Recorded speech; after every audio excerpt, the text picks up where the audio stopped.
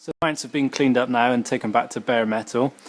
So this is the right front one that has most of the problem.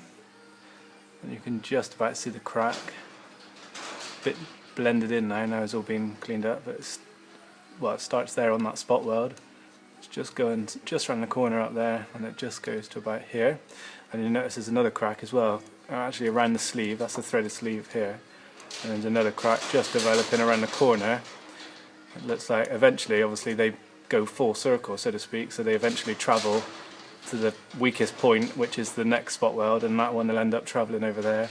And it won't take long for them to continue all the way to the end of the lip, and eventually, it gets worse and it ends up breaking out.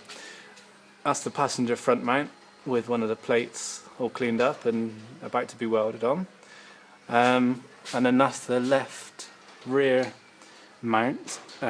This one's had a lot more cleaning up on it, because if you remember previously, there was quite a few areas where the spot welds looked like they'd moved because they'd cracked the primer and the undersill because there was corrosion developing on the spot welds. And then, well, that's the threaded mount just in there where the actual subframe bolts up to. These spot welds are all nice and all good, but you see there's quite a lot of corrosion that's been eaten into this floor. So that's obviously what the plate will do. The plate will go all the way around that and spread the load nicely, because they'll eventually, if they were left over a while, they're going to be a bit weak, so they're going to start cracking if the plates aren't added now. All the other spot welds were okay. They've had a little bit of movement, but the plates will just about contain these ones. But these are the ones that are a bit more interesting. This is quite high up, directly above us. There's the suspension mount there where the spring sits against on the floor. And then if you can see that spot weld there, that's actually popped, that one. And then that one, that's just started developing a few cracks. There's one going to the left, one going to the right, and there's one just going up there, about sort of 2 o'clock-ish. So we might probably have to make another little plate up and weld it over these ones just to try and contain these two areas here. So this first left front one's been welded on now, fully welded all the way around. Not too bad penetration for upside down overhead welding. Just got to drill the holes here and here to do a rosette weld and try and contain the inner skin where the actual thread mount is covered. So whilst that's cooling down, we've just drilled the holes here on the old, on the cracks, just to try and dead end them. Got one there, another one at the bottom of this first weld, first crack, and then the other one up on that top corner there. So we'll weld those over shortly. And then this left rear mount, that's had the same thing. 1 mil hole there, and at the other end of the crack, so that stops them travelling any further. And the same with this random one that's got 3 cracks in. They've all just been dead ended. So yeah, we're going to weld those over now. Just a quick shot showing the cracks welded. Up there. And then also those funny little ones, randomly. I'll grind them off now, so the plates can sit flush. So they've been ground down now, the welds, trying to contain the cracks. Unfortunately it does weaken the weld by grinding it down, but we have to, so the plate can sit flush across the top. That's not a crack there, that's a shadow of the new fresh grinded surface. That's just a shadow, not a crack. So yeah, they're flat and flush, so we can get the new plates on. And there's the back one there. Again, that's not a crack down there, that's just, we've left that weld slightly higher because the plate doesn't cover that, so that's just the area where it hasn't been ground. There's no cracks there, so that's all been covered up. And the one on the floor on the top as well, we've left them a little bit higher because obviously no plate needs to go over that at the moment, but probably still will make a plate just to go over them. So yeah, weld all the plates on next. So the plates have been fully welded now. This is the right front one, the one originally with the crack up here and then going down. So they've all been welded all the way around, and then rosette welds on the holes in the plates.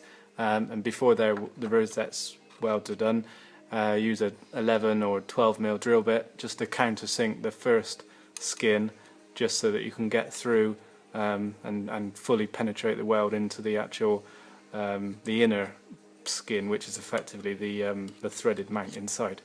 So that's the right front. That's the left front, same thing. That's the right rear, and then that's the left rear. And then you'll see up there, I did do a plate just to try and contain those two spot welds, the one that had popped, which was on that back there, and the one that had 3 cracks just starting, which was there. So that one should help the other problem area. You'll notice that there's I've drawn pen marks around the new bushes. We're using Powerflex bushes on these ones. One to show the size of the Powerflex bush, and is a larger topped bush and is completely flat, so it spreads the load over a much greater area. But secondly, just because they overlap very slightly on the welds, so you just have to grind the areas just clean, just where the pen mark is, just so the bush has got every chance of sitting as flat as possible. So I'm going to grind them up now and just make them all flat, and then use some etch primer to protect it. Just a quick shot showing the plates ground down, rosette welds ground, and ready for some etch primer. Etch primer is now on, and they're looking nice and smooth and all good. So that gives it a nice bit of protection and like a build-up primer, so it's quite thick. So now ready for some sealer. There we go, the polyurethane seam sealer is now on and applied. That's the right front mount, and the left front, and the right rear, and then the left rear. So once that's cured, then we'll have another layer of etch primer, and then some wax oil undersail treatment. Subframes now with the old bushes removed, and the new Powerflex polyurethane bushes are installed.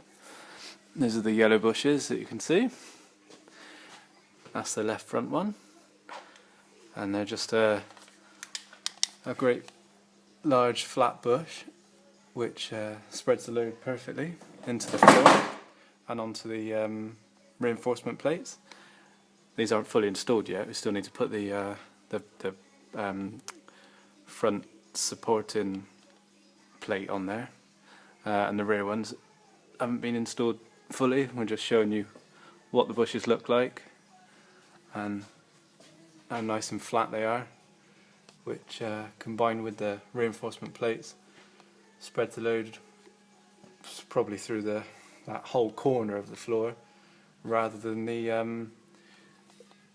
directly onto any spot welds like the old bushes used to. That's the old bush there.